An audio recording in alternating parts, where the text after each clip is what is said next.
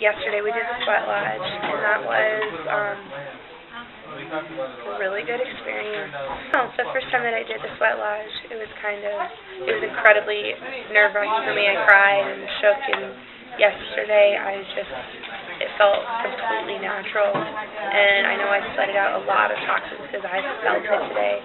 That body adjustment, and that feels really good. And I'm not feeling as deep as I thought I would.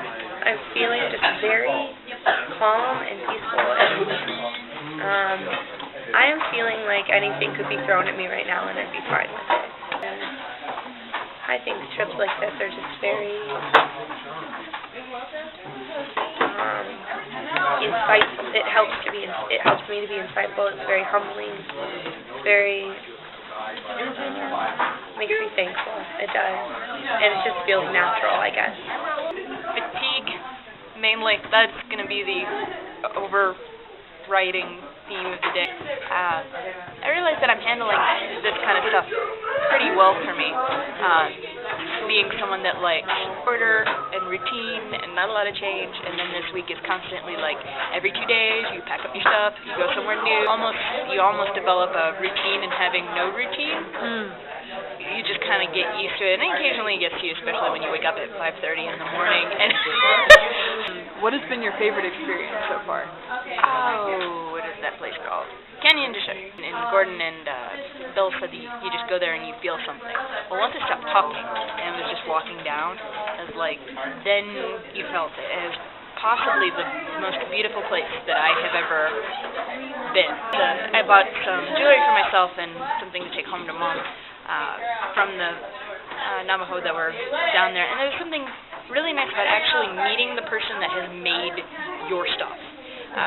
No Walmart, no shipping, you buy this from that person and they sign their name on it and then you give them payment in return.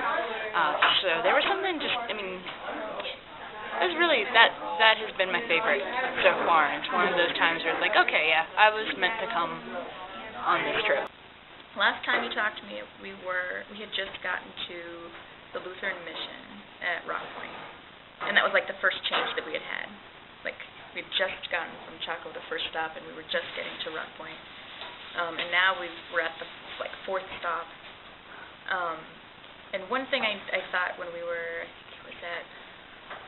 on our way somewhere, we were at Spider Rock. I kind of forgot where that was in between things. I commented to Phil, every place we go, it's getting more and more beautiful.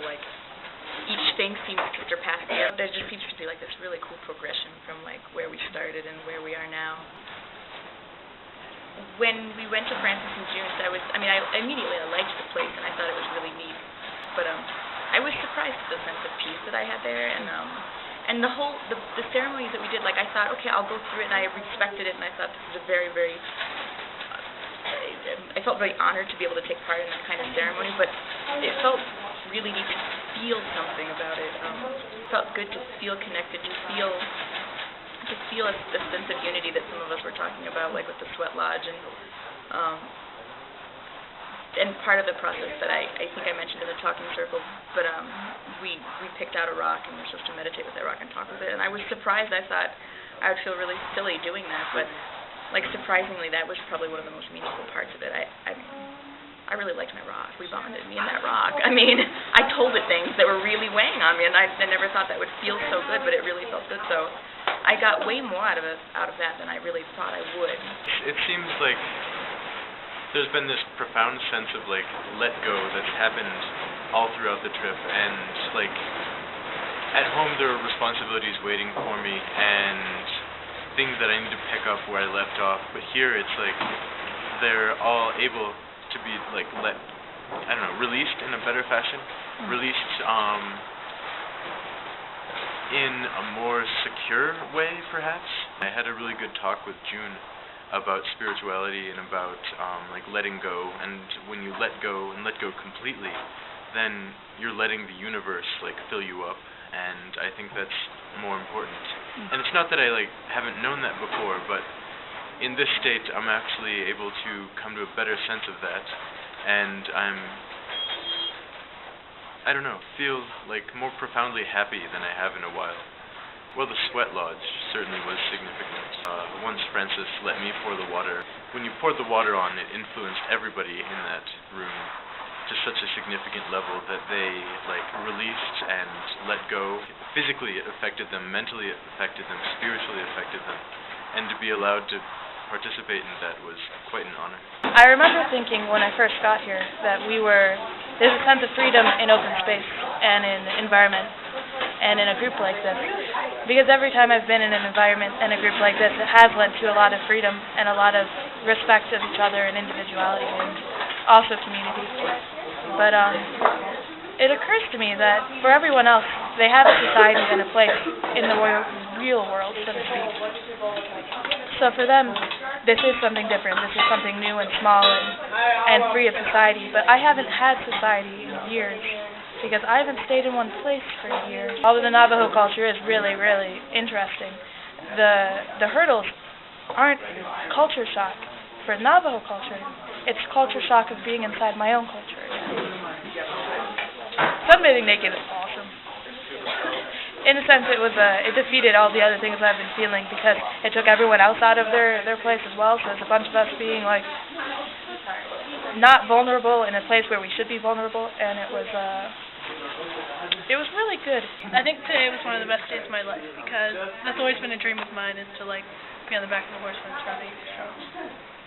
So it was exciting. And we did a lot of hard work, and it made me feel good doing a bunch of hard work and then getting to ride horses later. I was basically earning my keep, so to speak, and I was doing it for good. It wasn't just me being bored. It was me doing work for someone else. Weird. Last night at right before bed, I got really homesick. And then I went to sleep, and then I woke up today, and for some reason doing work and stuff, it took my mind off of being at home, and I was kind of this is where I should be, this is, I do miss home and everything, but this is where I need to be. The more you sort of hear Navajo culture, today maybe it's just affecting my thought, is you worry maybe that there is no wizard behind the mask, because you hear somebody and it's there's three creation stories and this guy's a fundamentalist and he's saying these things, but it's totally at odds with what somebody else says, and then very quickly it all degenerates into this I don't really know what's true about the Navajo culture anymore. I think as maybe at Americans, or maybe it's just college students, that we have this aggression towards making everything fit and everything has to be perfect and meshed together. And so maybe if it doesn't, we just sort of have to accept that that's okay. But it's sort of a foreign concept, so I guess I'm kind of going through that right now. And I think in the long run, you just sort of get that Bill or that Gordon in you, and you just sort of you're it's okay.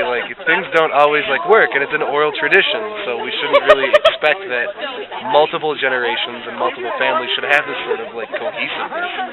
I have to talk about the sweat lodge because it's one of the most significant things, definitely for me. And a lot of people talked about this in the talking circle afterwards, but I kind of had a little bit of an understanding of the whole experience, and I thought I knew what was going to happen, and of course it was, it was completely different than I expected. But the thing that really, really shocked me was the closeness that I felt with all of the women. I had absolutely no idea that would happen. It was just overwhelming, and I've never felt that kind of womanhood before. I think it's been a little bit difficult to be those white people coming into this environment, and more so, I felt it a lot in the Bronx. I hadn't felt it here until we went to the school, and I don't like it, but I understand that it's necessary for me to feel that way.